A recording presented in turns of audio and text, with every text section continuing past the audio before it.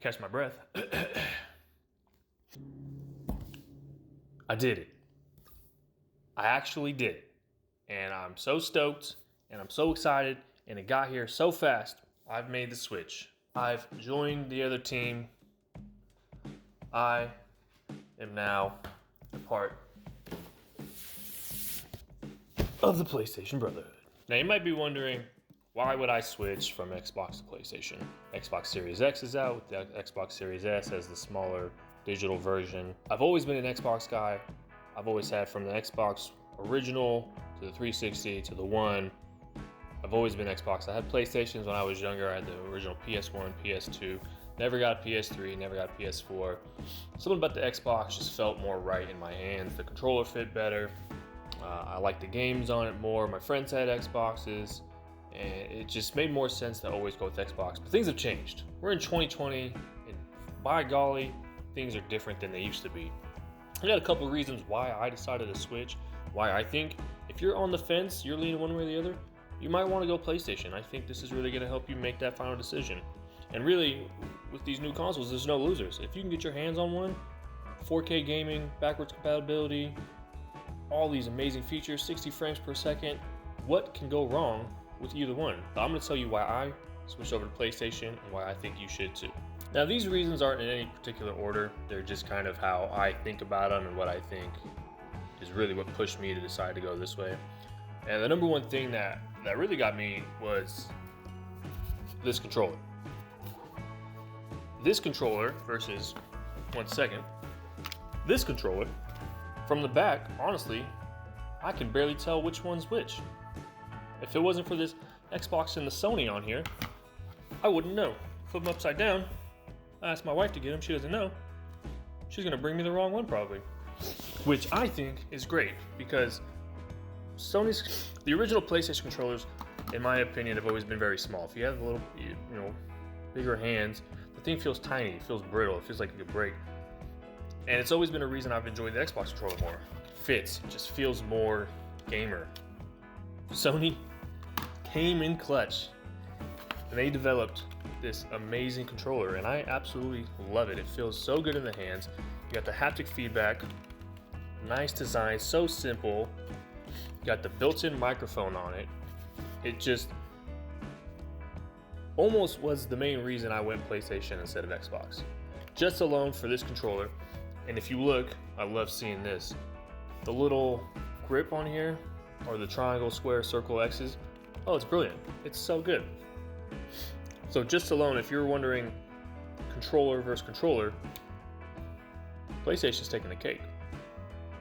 Another big thing is the exclusive games on PlayStation. Both PlayStation and Xbox are going to have their own exclusive games. Personally, I think that PlayStations are just a little bit better. You got the Last of Us series, you have the God of War series that is coming out, you got Spider-Man, the new Miles Morales one, you got the old one, which you can play too, Godfall, Gran Turismo, Ratchet and Clank, Demon's Souls. There are so many good games coming out on PlayStation. And when I think Xbox, I'm thinking another Gears, I'm thinking another Halo. So I think exclusive games by console, PS5 takes the cake there too. Another big reason is price. The Xbox Series X and the PS5 disc console are the same price. They come in at about $500, and that's before any accessories, any games or anything. And I know right now you can get some bundles with Black Friday coming up this week. You'll probably be able to get some good deals going on it. For digital versions, you have the PS5 Digital or the Xbox One Series S. Now the Series S, at first I thought was really cool at only $300. I thought that was a killer deal. Until you realize you lose a lot of the specs that you get on the bigger console. The cheaper price point, you're really giving up a lot of benefits. It doesn't make sense to go that option. With the PS5 Digital, you're giving up no options except for having a disc tray. So at $400, and with an extra controller, came in at $486, for less than the price of the disc version, I was able to get the console and a controller. And that's just a killer price for a brand new console. For a next-gen console, you can't beat less than $500. When if you want to build a PC, you're going to spend more than that on just one component of the graphics card. So if you want to play games, next-gen games on next-gen 4K, HD, all these options, going with the PlayStation 5 digital version is a great deal. Alright guys, so that's just a couple reasons why I decided to make the switch, why I've gone from Team Xbox to Team PlayStation this year, and why I think going forward a lot of people should and a lot of people are going to. It's enough of that. I got this yesterday, and I waited to unbox it to make this video, and I am stoked. So I'm gonna go ahead and get it set up, and I'm gonna start playing the new game on it, and we're gonna go over how the controller feels, and the game option, and what dashboard looks like. Thank you. I'm gonna go over what the dashboard looks like.